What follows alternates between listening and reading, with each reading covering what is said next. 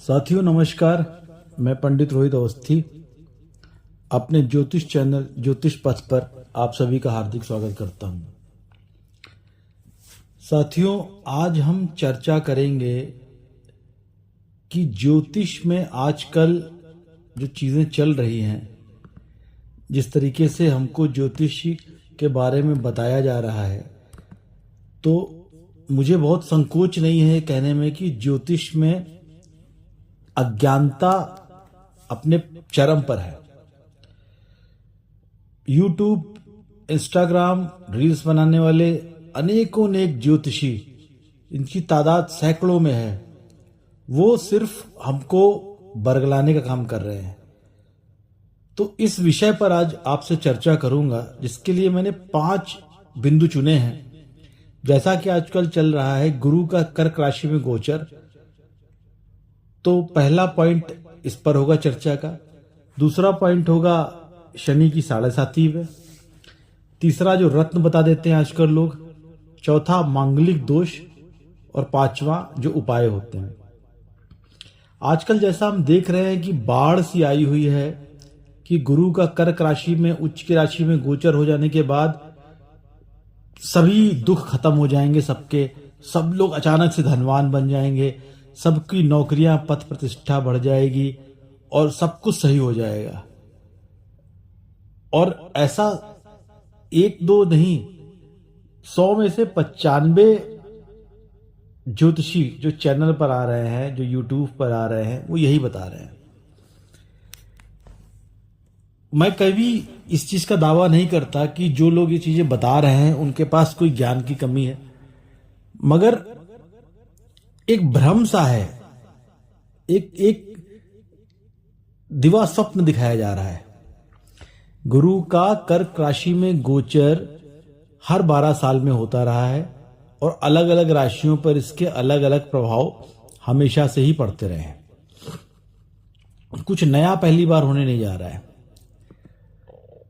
तो मित्रों, मेरा कहने का मतलब यह है कि अगर गुरु कर्क राशि में गोचर कर रहे हैं तो इसका मतलब कतई ये नहीं है कि सभी लोगों पे समान दिखाई पड़ेगा इसका असर। सभी एकदम धनवान हो जाएंगे, सभी के सारे कष्ट बन जाएंगे, सभी का अज्ञान मिट जाएगा।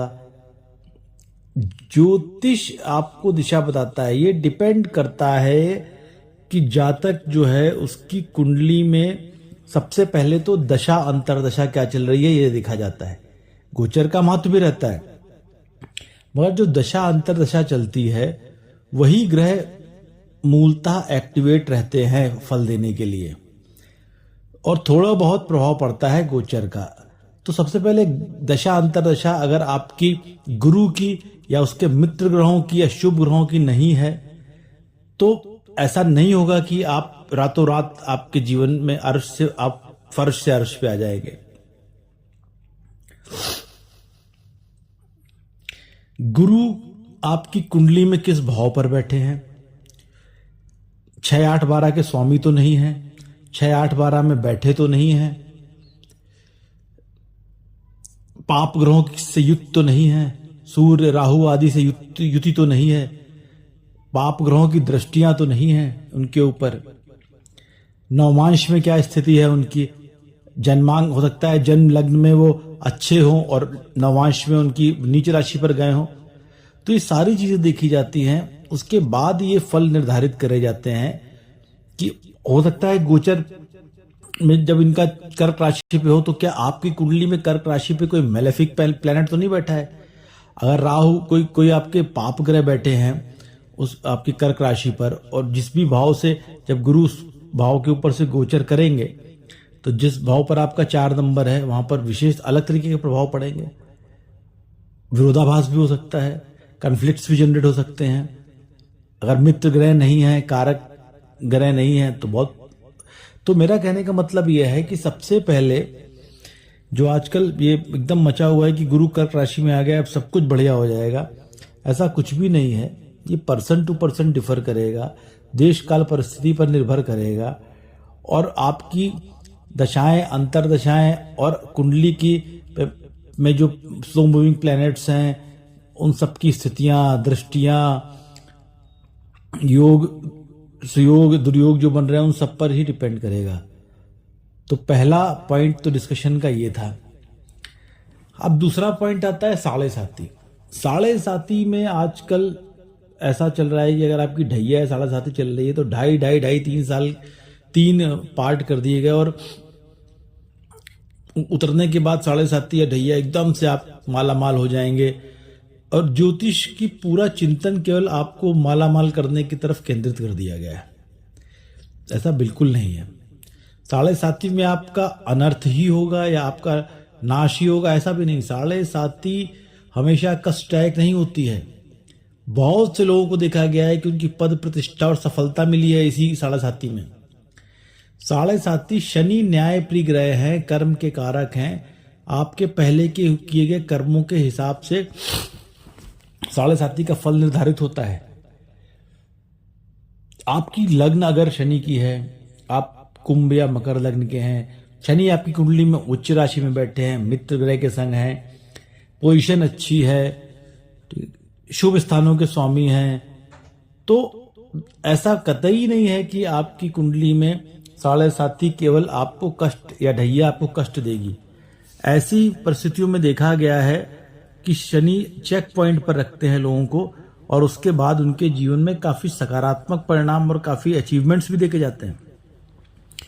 अक्सर लोग पहले कहते थे कि उतरती हुई साढ़े साती आदमी को काफी कुछ देके जाती है, तो वो वही कहते थे कि आपका शनि 30-40% केसेस में आपको नकारात्मक फल नहीं देता है। तो इस पे भी बहुत ध्यान देना है कि ऐसा नहीं है कि आपने बस सुन लिया और उपाय कराने लगे, ये बिल्कुल गलत है। तीसरा विषय है रत्न विज्ञान। रत्न पहनाना भी आजकल एक प्रथा सी हो गई है कि आपकी राशि ये है और आप ये रत्न पहन लीजिए। ये कतई गलत है। राशि के हिसाब से तो कभी रत्न पहने ही नहीं जाते हैं। रत्न हमेशा लग्न कुंडली देखकर पहने जाते हैं। कि हो सकता है आपकी राशि 6, 8, 12 में चंद्रमा बैठा हो तो वो हो, तो आप 6, 8, 12 के रत्न थोड़ी ना पहन लेंगे। आपके ग्रह अगर 6, 8, 12 में बैठे हैं, अगर उसका आप रत्न पहन लोगे तो वो अगर वहां पर खराब परिणाम ही दे रहा है या 6, 8, 12 के स्वामी कहीं खराब परिणाम दे रहे हैं तो उसको और बढ़ा देंगे। तो रत्न हमेशा ऐसे ग्रहों के पहने जाते हैं जो शुभ हो और कमजोर हो। जो पाप भाव में बैठे हैं, जो अनिष्ट कर रहे हैं, उनका रत्न अगर आप पहनेंगे तो वो उन प्रभावों को और बढ़ा देंगे।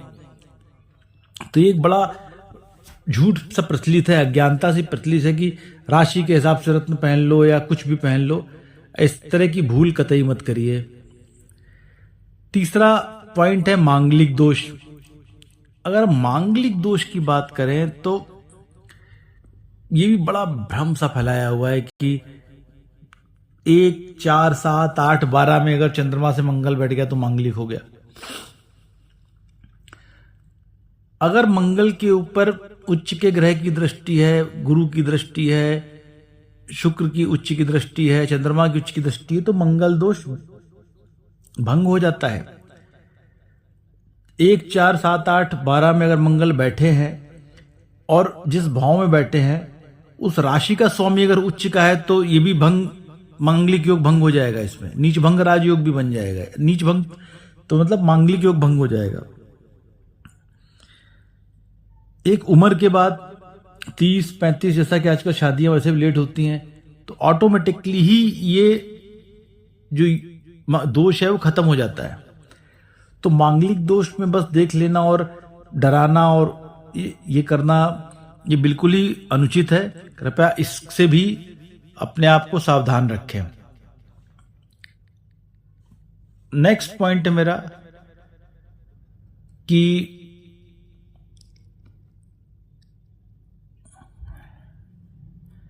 जो उपाय कराए जाते हैं आजकल, उपायों के बारे में भी जनता को ज्यादा नॉलेज नहीं है। कहीं पर रत्न के उपाय करने हैं, कहीं पे मंत्र जाप करने हैं, कहीं पर दान करना है। आपके अगर कुछ शुभ ग्रह हैं और आपको अच्छा फल दे रहे हैं, उनका अगर आप दान करा देंगे तो न्यूनता आ जाएगी शुभ प्रभावों में। उनको आप शांत, जो आपको जाप कराने चाहिए उन ग्रहों के जो आपके लिए नकारात्मक हैं, जिससे उनके प्रभावों में कमी हो। शुभ ग्रहों के प्रभावों का जाप या दान करने से उनके जो सकारात्मक परिणाम हैं उनमें न्यूनता आनी चालू हो जाती है। तो आज आपसे बात करने का मेरा मेन मकसद ये था कि जो 4-5-7 चीजें अभी मेरे दिमाग में आई, इनमें आप लोगों के लिए जो ज्योतिष पे विश्वास करते हैं, ज्योतिष की विश्वसनीयता कायम रखने के लिए इस पे अपने माध्यम से संक्षिप्त रूप से थोड़ी सी क्लैरिटी दे सकूं कि ज्योतिष जो है वो एक दीपक है हमारे लिए, ठीक है, हमको रोशनी प्रदान करता है, ज्ञान है, ये डर का व्यापार नहीं है।